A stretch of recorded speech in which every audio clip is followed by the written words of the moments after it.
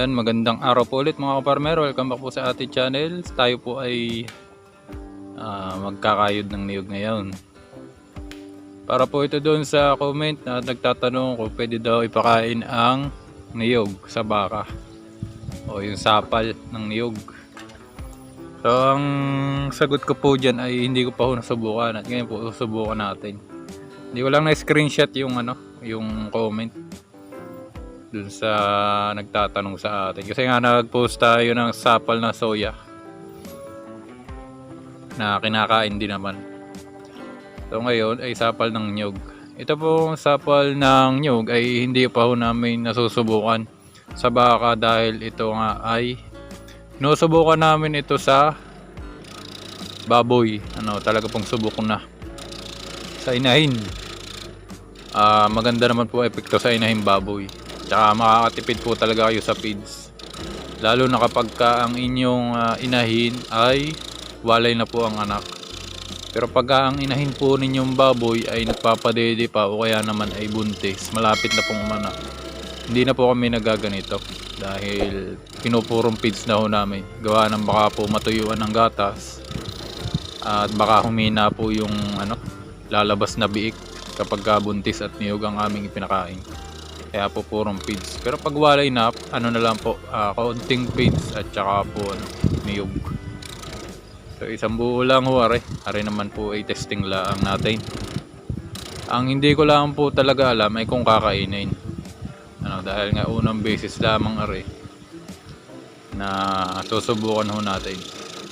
Isang piraso lang ho niyog para lang ho doon sa tanong.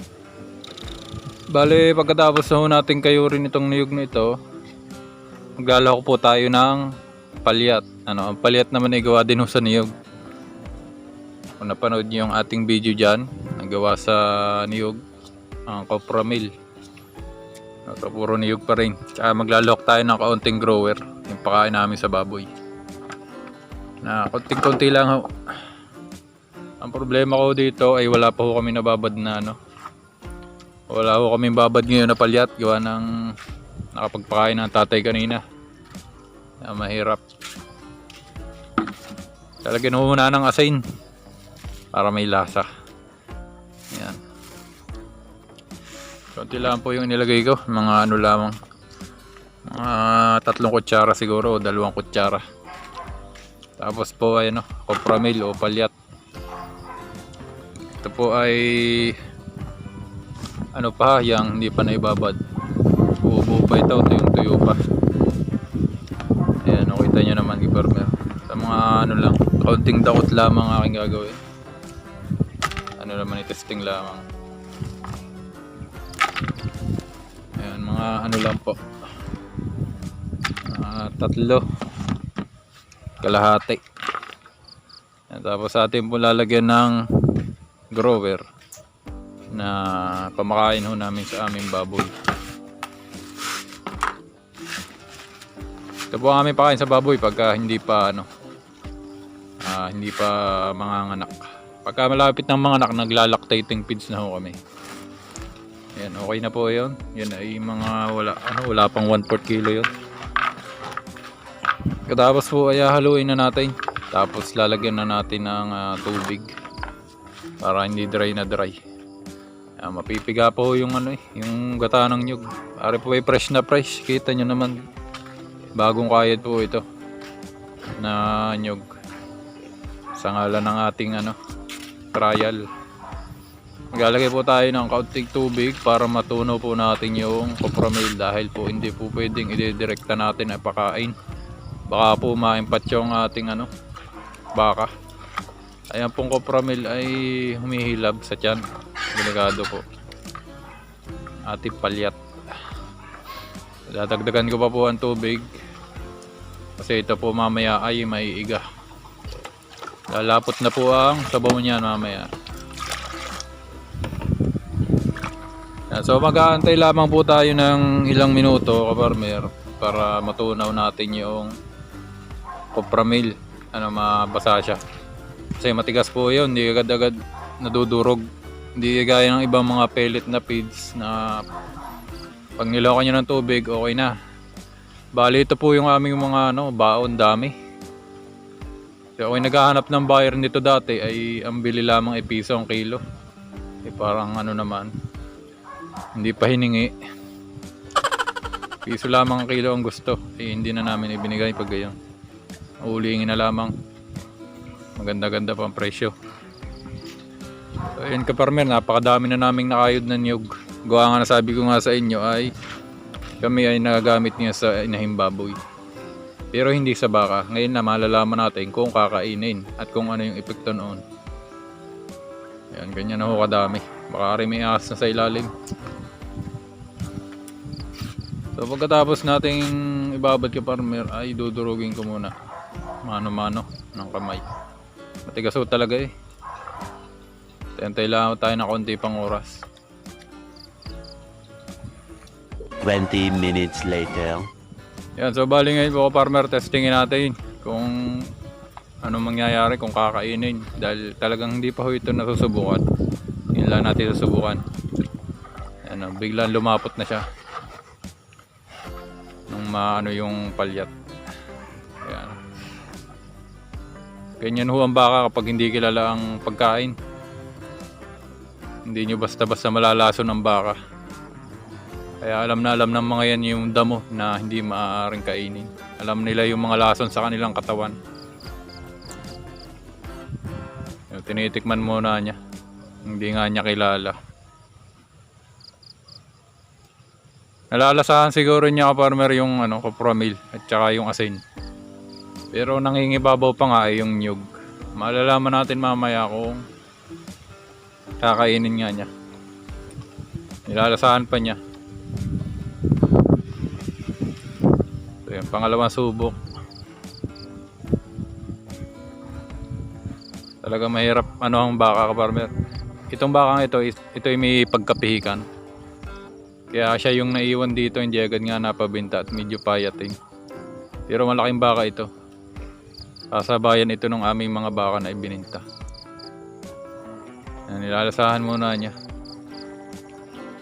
So yan po yung tanong kung pwede. So ang pinakauna ho talagang tanong dito ay kung kakainin. Para mapalabas natin yung lasa ng asin at saka yung lasa ng palyat at saka yung grower nating inilagay. Sabayan natin ng halo. Kapag ho ako yung nagpapainom dati ng baka at ang gamit ko lamang ho ay palyat, gumagamit ho ako ng asin, yung nalawkan. Tapos habang nainom ho yung baka, kung hindi naman mailap, hinahalo ko po para umibabaw yung palyat. Kasi kapag ang palyat ay nasa ilalim lamang, gagawin ng baka, itatapon ho yung tubig. Susuwagin yung timba. Tapos kukunin lamang yung palyat. So pagkaari ay kasi may kaunting buo pa yung yung mga palyat natin na inilagay. Lalasa to. Ayun, unti-unti na siya lumalapot. Ibig sabihin nadudurog na yung ating kopramil o yung palyat natin. Yung iba andun pa, buo pa.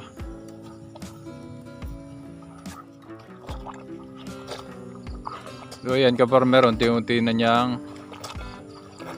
kinakain. Kanina pa lang, paamoy-amoy lang, padila-dila. Ngayon nag-uumpisa na siyang kumagat doon sa ating feeds. At hindi niya kayang piliin yung sapal dahil nasa ibabaw nga yung sapal. Wala siyang pagpipilian. Naamoy na niya yung palyat kasi yun ang kilala niya eh. Yun ang kilala niyang feeds. So tingin ko gusto na niya yung kanyang kinakain. So kaya ito ay hindi masyadong dito sa amin, ka-farmer. Hindi talaga to ginagamit sa amin, itong sapal ng nyug. Dahil ito ay kinasanayan namin na pang baboy lamang. Iba kasi ang tiyan ng baboy at tiyan ng baka. Iba yung kanilang sikmura. Ang tiyan ng baka ay design lang yan para sa damo. Tiyan ng baboy kahit kahit pakainin nyo yan ng panis na kanin, feeds, o mga saging, gulay, kakainin yan kahit nga yung nababasag na semento dun sa kulungan, kinakain nila eh. Walang pinipili ang baboy. So ang tiyan ng baka ay medyo maselan. Kaya ngayon, titingnan natin kung anong magiging epekto nito sa kanya. So bukas pa natin malalaman ito kung magiging bloated yung bakang ito. Yan ay tatayan natin ay itong baka ng aking tatay. Isang ano lang naman, isang kabuo lang. Tsaka ito naman bakang ito ay malaki na, matibay-tibay na ito. Malapit-lapit na nga siyang ibenta. One eternity later. Yan po mga farmer, bali kumakati na yung ating sabaw. Talagang nakukuha na niya yung sapal, tsaka yung konting feeds na nilagay natin. Kanina ay amoy-amoy lang at padila-dila. Ngayon po ay kinakabkab na niya yung ating pinapakain.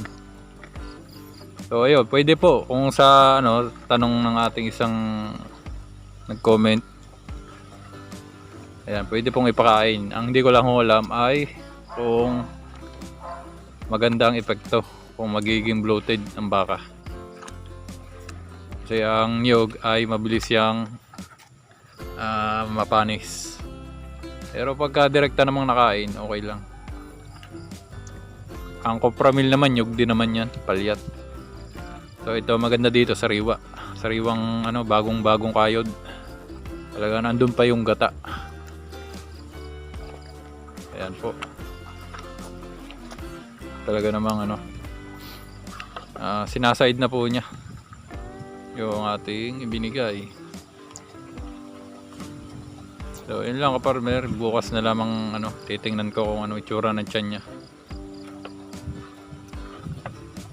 Naside na niya yung ating itinesting na pakain. Isang kabuong nyug lang po yan. Nagustuhan niya yung ating ginawa para sa kanya. Yan, so yun lang ka-farmer, testing natin para dun sa tanong sa atin.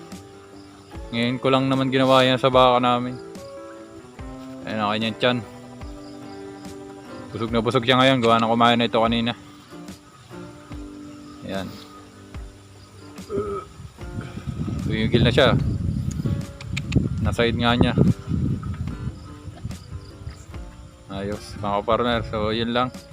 Sana ay nasagot natin yung tanong kung pwedeng ipakain. Pwede ho, ang hindi ko lang sigurado, ulitin ko sa inyo farmer, ay kung magiging bloated ang baka. Ayan, so salamat po mga farmer, ingat po kayo, happy farming po at God bless.